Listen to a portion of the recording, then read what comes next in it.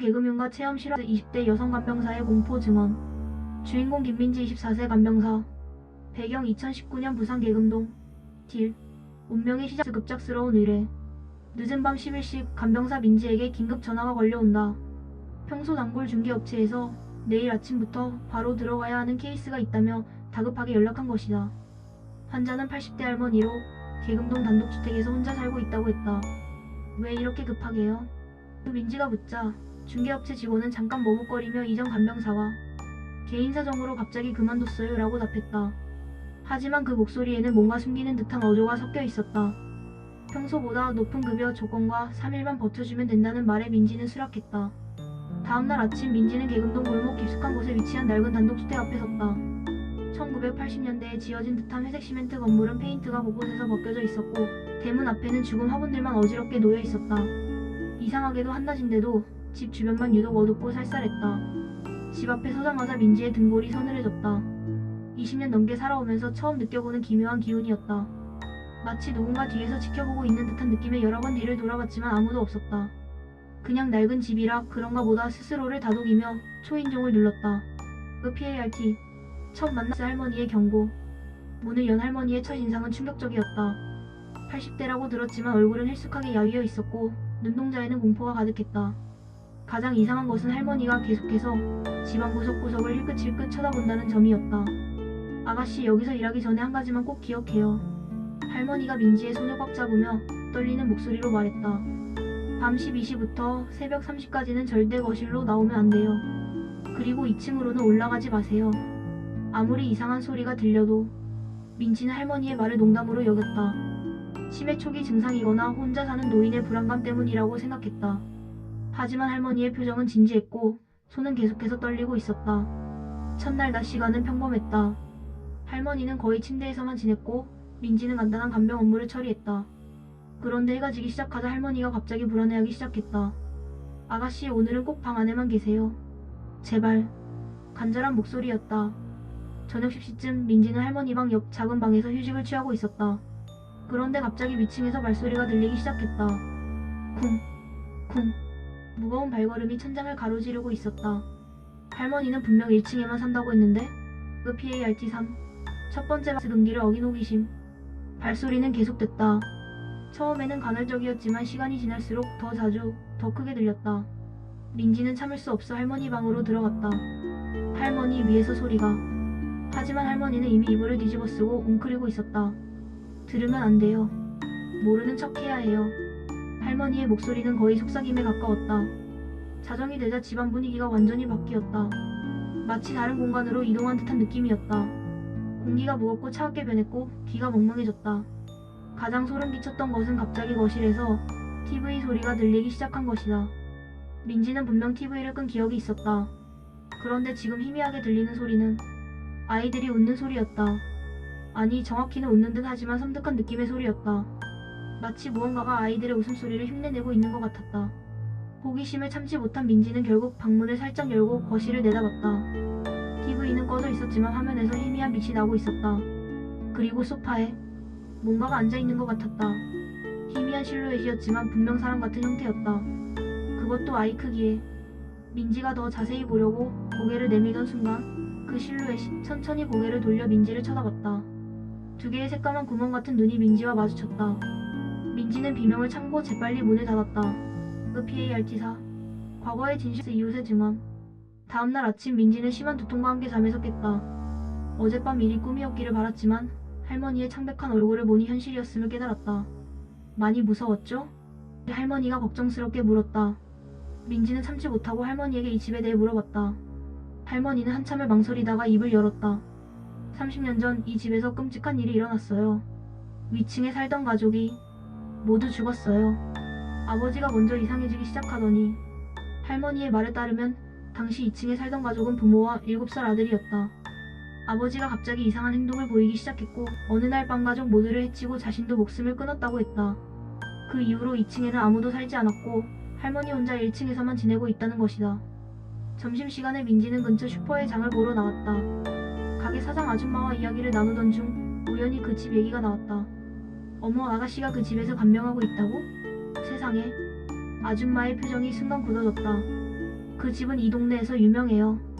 들어가서 제대로 버틴 간병사가 없어요. 다들 2-3일 못 버티고 나와요. 지난 간병사도 첫날 밤에 뭔가를 봤다고 하더니 다음날 바로 그만뒀어요. 아줌마의 말에 민지의 심장이 철렁했다. 더 충격적인 것은 그 집에 사는 할머니도 처음엔 안 그랬는데 몇 년 사이에 완전히 다른 사람이 됐다는 말이었다. 처음엔 밝고 건강한 분이셨는데 점점 야위어지고 말수도 없어지더니 PARTO. 두 번째 밤 아이의 울음소리. 두 번째 밤도 자정과 함께 시작됐다. 이번에는 위층에서 공이 튀는 소리가 들렸다. 통통통, 통통통. 일정한 리듬으로 계속 반복됐다. 그 소리와 함께 아이가 깔깔거리며 웃는 소리도 들렸다. 민지는 이번에는 절대 나가지 않겠다고 다짐했다. 이불을 뒤집어 쓰고 귀를 막으려 했지만 소리는 점점 더 크게 들렸다. 그런데 갑자기 공 튀는 소리가 멈췄다. 그리고 천장에서 끌리는 소리가 들리기 시작했다. 끽, 끽. 마치 무거운 가구를 바닥에 끌고 가는 듯한 소리였다. 소리는 천천히 이동하더니 민지 방 바로 위에서 멈췄다. 그리고 갑자기 천장을 두들기는 소리가 시작됐다. 쿵, 쿵, 쿵. 민지가 천장을 올려다보는 순간 천장에 금이 가기 시작했다. 미세한 금이었지만 분명히 보였다. 그리고 그 금 사이로 뭔가 검은 액체가 한 방울씩 떨어지기 시작했다. 가장 무서웠던 건 그 다음이었다. 갑자기 아이가 우는 소리가 들리기 시작한 것이다. 처음에는 작고 가느다란 울음소리였지만 점점 더 크고 절망적인 울음으로 변했다. 엄마, 엄마 하는 소리가 천장 너머에서 계속 들렸다. 민지는 참을 수 없어 할머니 방으로 뛰어갔다. 할머니는 벌써 깨어 있었고 두 손으로 귀를 막고 있었다. 할머니 이거 정말 쉿 들으면 안 돼요. 모르는 척 해야 해요. 할머니가 민지의 입을 막았다. PARTO. 절정의 공스 마주침. 세 번째 밤 민지는 더 이상 참을 수 없었다. 계속 이런 식으로는 정신이 이상해질 것 같았다. 할머니에게 내일 그만두겠다고 말했지만 할머니는 하루만 더, 제발 하루만 더라며 간절히 부탁했다. 자정이 되자 이번에는 다른 소리가 들렸다. 계단을 내려오는 발소리였다. 천천히 하지만 확실하게 2층에서 1층으로 내려오는 소리였다. 딱, 딱, 딱. 한 발씩 내디딜 때마다 집 전체가 삐걱거렸다. 발소리는 1층에 도달했다. 그리고 복도를 따라 민지의 방 쪽으로 다가오기 시작했다. 민지는 숨을 죽이고 이불 속에서 떨고 있었다. 발소리는 방문 앞에서 멈췄다. 그리고 문고리가 천천히 돌아가기 시작했다. 삐걱, 삐걱. 민지는 분명히 문을 잠갔다. 하지만 문고리는 계속 돌아왔고 마침내 문이 살짝 열렸다. 문틈 사이로 희미한 날빛이 들어왔다. 그리고 그 빛 속에서 민지는 그것을 봤다. 키가 작은 아이의 실루엣이었지만 목이 이상하게 비틀어져 있었다.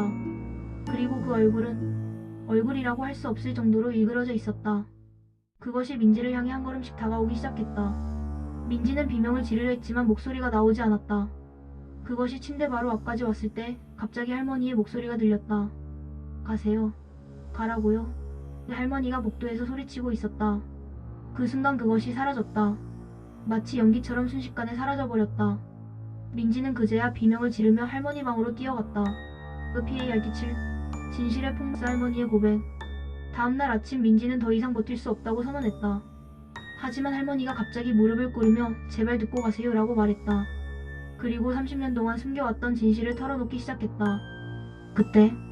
그때 제가 막았어야 했는데. 할머니의 눈에 눈물이 고였다. 위층에 사는 남자가 이상해지기 시작했을 때 저도 느꼈어요. 이 집에 뭔가 나쁜 기운이 들어왔다는 걸. 하지만 그냥 모른 척했어요. 할머니의 말에 따르면 당시 2층에 살던 남자는 밤마다 이상한 소리를 냈다고 했다. 혼자서 중얼거리고 벽을 치고 가끔은 아이를 혼내는 소리도 들렸다. 하지만 할머니는 남의 집 일이라며 신경 쓰지 않았다. 그날 밤 제가 신고했어야 했는데. 할머니가 흐느끼기 시작했다. 아이 우는 소리가 너무 심해서 위로 올라가려고 했는데 무서워서 못 갔어요.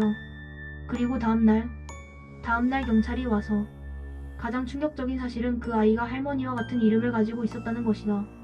그래서 그 아이가 저를 찾는 거예요. 30년 동안 계속 저를 찾아와요. 도와달라고 왜 그때 도와주지 않았냐고. 할머니는 그 아이의 원혼 때문에 간병사들이 계속 바뀐다고 했다. 그 아이는 저만 보는 게 아니라 여기 있는 모든 사람을 보거든요. 특히 젊은 여자들을 더 무서워해요. 엄마를 찾는 거죠. PART8. 마지막 밤새 회원과 작별.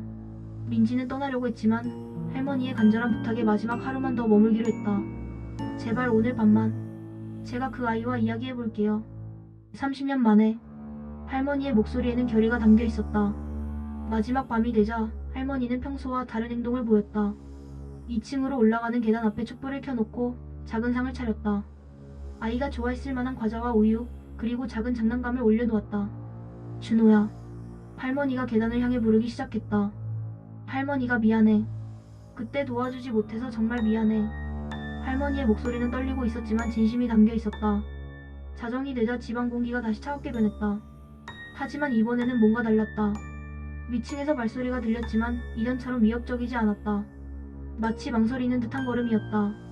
그리고 계단을 내려오는 소리가 들렸다. 민지와 할머니는 숨을 죽이고 기다렸다.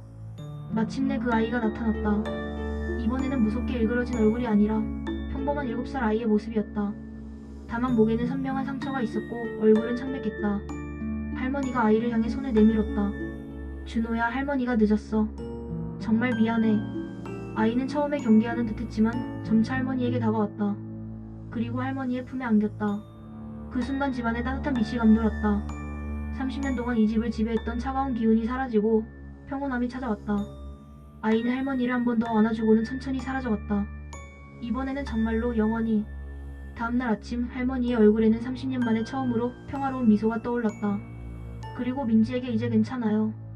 진짜 괜찮아요 라고 말했다. 민지도 이상하게 마음이 편안해졌다. 그 집에는 더 이상 무서운 기운이 느껴지지 않았다.